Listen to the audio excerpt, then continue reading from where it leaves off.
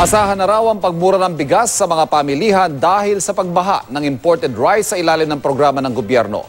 Sa kabila niyan, tiniyak ng gobyerno na hindi mapapabayaan ang mga Pilipinong magsasaka. Nakatutok si Susan Enriquez.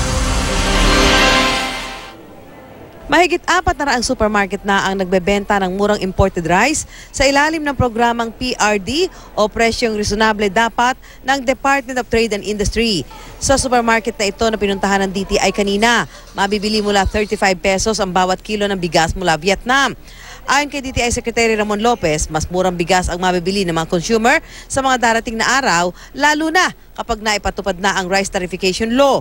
Dahil sa ilalim nito, magiging maluwag na ang pag-angkat ng bigas mula sa pandaigdigang merkado.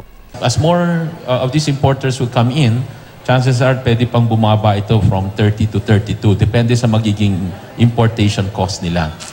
Sakaling dumami na ang nagbebenta ng murang bigas, naniniwala din si Secretary Lopez na pwede nang alisin ang SRP ng bigas. Pagka dumami na yung 34, 35 pesos, you don't need an SRP already. If you remember, dati wala talagang SRP sa rice. But nung nagkaroon tayo ng pagtataas ng mga presyo, we tried to put an SRP and as a guide to many of the retailers. Pinawi rin ni Lopez ang agam-agam na mapabayaan ang mga magsasaka sakaling bumaha ang imported na bigas sa bansa. Yung revenue proceeds from that act, from that rice tarification, will be plowed back to support our farmers. Kaya hindi maghihirap ang farmers. Matutulungan sila sa production, higher yield, lower cost, higher income.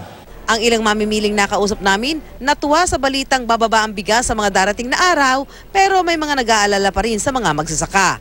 Madaming kakagat kasi mura siya compared dun sa mga 60 pesos, di ba, per kilo. Mas mura siya. So sana lang totoo po. Yun nga lang sa farmers talaga. Paano nakakaawa yung local farmers natin? ISO yan, mas mura talaga yan. Kaysa sa mga bigas na yung mga 52, 56, yan mas mura pero mukhang masarap din. Susan Enriquez, Nakatutok, 24 Oras.